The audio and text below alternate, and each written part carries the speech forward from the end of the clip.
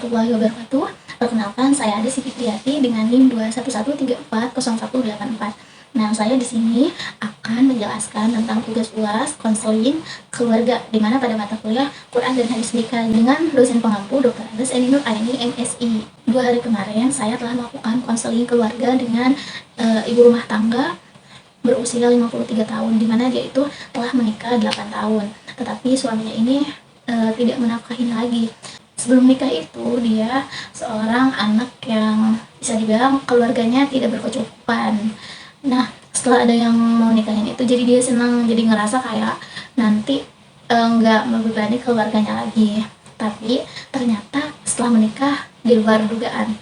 Jadi suaminya itu setelah menikah udah nggak kerja, benar-benar udah nggak kerja. Jadi dia buat ngehidupin anak-anaknya, buat ngehidupin dirinya, dan suaminya juga dia bantu-bantu mertuanya yang berjualan. Jadi uang juga dikasih sama mertuanya, bener-bener suaminya ini nggak ngasih uang sama sekali gitu. Setelah mertuanya meninggal, dia berjualan sendiri, dan suaminya ini kalau misal dikasih kerjaan gak mau, nggak kerja, selalu ngeluh. Jadi istrinya tuh mau pisah juga bagaimana gitu. Jadi nanti kayak repot juga, soalnya nanti kalau misal balik ke keluarganya lagi, dia ngerasa bahwa dia itu bakalan membebani orang tuanya lagi waktu awal-awal nikah itu. Terus dia ngerasa kalau misal ya itu kan gajinya kecil gitu kan. Suaminya juga kadang uang istrinya itu diambil untuk nongkrong main-main gitu. Itu masalah yang saya konseling kemarin dari ibu rumah tangga yang mempunyai anak-anak 6 dan menjadi tulang punggung keluarga. Islam itu tidak menuntut besar kecilnya penghasilan atau rezeki yang didapat seseorang. Hal ini yang dituntut agama adalah keseriusan mereka dalam berikhtiar dan berusaha mencari nafkah yang halal. Jadi suaminya harusnya itu nggak perlu mikirin gajinya kecil gini-gini gitu lah. Yang penting tuh berusaha dan berikhtiar. Nah, dalam surat Ar-Rum ayat 21, Bismillahirrahmanirrahim.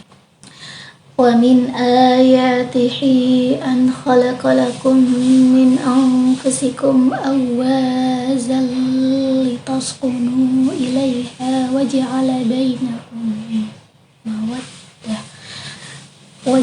bainakum mawaddatan wa rahmah.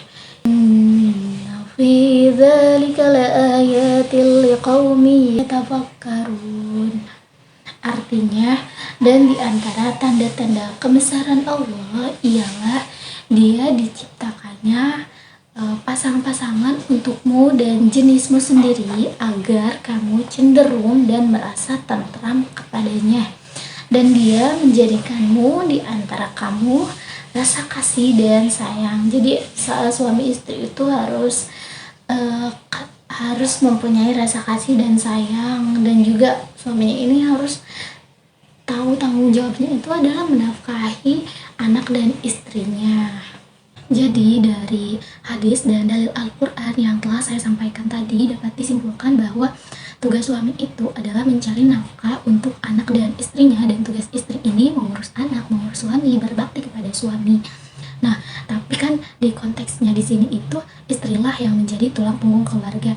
Nah, selain yang hadis tadi saya sebutkan, jadi dalam masalah ini tuh komunikasi itu sangat penting. Jadi komunikasi antara suami dan istri, mau bagaimana ke depannya, tidak mungkin si istrinya itu selalu yang menjadi tulang punggung keluarga, karena dalam hal ini memang sudah ditetapkan kewajiban suami itu adalah tulang punggung keluarga. Nah, di sini juga kan ada la yukallifullahu nafsan illa wus'aha. Sesungguhnya Allah itu memberi ujian sesuai dengan kesanggupan hambanya. Jadi ibu ini sanggup dan istimewa karena nggak semuanya itu diberi ujian seperti ini. Istimewa di sini yaitu Allah itu amat-amat sayang kepada ibunya ini. Makanya ibunya dikasih ujian seperti ini, walaupun sulit bagi nggak semua orang bisa dan nggak semua orang menghadapi ujian ini. Jadi ibunya ini amat-amat istimewa. Mungkin itu saja yang dapat saya sampaikan. Assalamualaikum warahmatullahi wabarakatuh. Audio Jungle.